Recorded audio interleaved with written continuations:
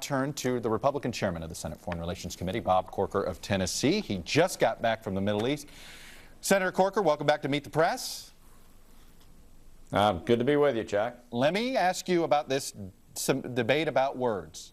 Do you think it matters whether we call ISIS radical Islam or just radical extremists?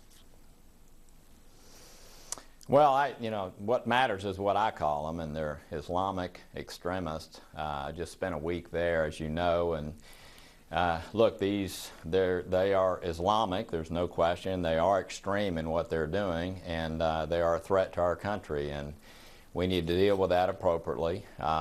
It looks as if we have some pieces that are coming together appropriately in Iraq.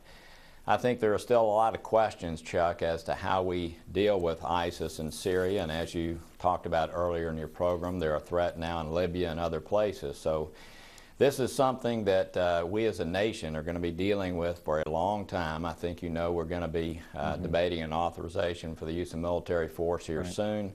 This is an important issue. It's important to our homeland security. It's important to the world, and I hope as a nation we'll take it on in a sober and important way over the next several weeks. For many Americans, ISIS has been brought home by these brutal killings of American citizens that were held hostage. My colleague Savannah Guthrie just finished an interview with Kayla Mueller's parents, who are taking specific issue with U.S. policy on hostage. I want to play a clip of it for you and get your response on the other side. Okay. We understand the policy about not paying ransom, but on the other hand, any parents out there would understand that you would want anything and everything done to bring your child home. And we tried and we asked, but they put policy in front of American citizens' lives. Senator Corker, put policy in front of American citizen lives. Look, that is a grieving father. What do you say to him, or what do you say to other Americans? Look, Chuck, I can't imagine a greater pain for a parent than knowing that your child is abducted and you're trying to do everything you can to cause them to be free and to be back home and to be with your family. At the same time, what you do when you begin to pay ransom, which is how these groups support themselves, what you do is encourage them to take even other American citizens, other people, and so you encourage them to continue to do what they're doing even more. So this has been a long-standing U.S. policy. It's a policy that I support. At the same time, I understand the extreme pain that a family would go through knowing that this is our U.S. policy and knowing that their daughter, their loved daughter, lost their life. You know, one of the other radical things this ISIS does is they're enslaving people. They're enslaving women in Iraq. We've been hearing of this. You've got a bill that you want to introduce called End Modern Slavery Initiative, and it's something you were dealing with in the Middle East as well. But how bad of a problem is this?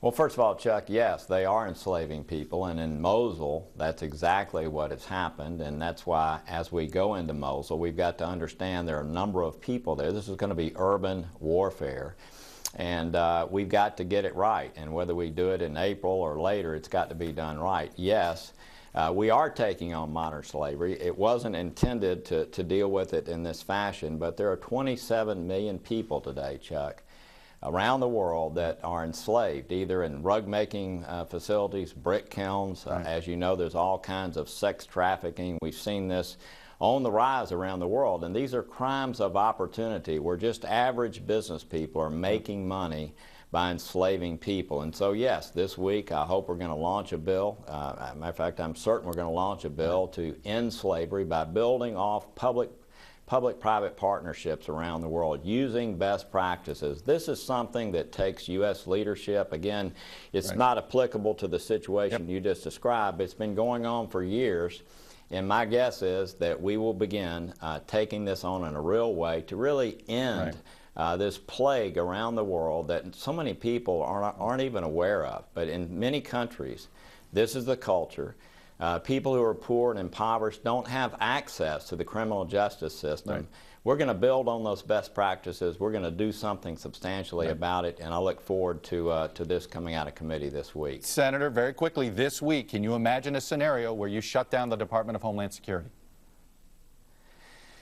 You know, Chuck, I don't. I was gratified by the judge's ruling. The president 22 times had said he couldn't do this. He didn't have the authority. So I was very gratified by what the judge ruled.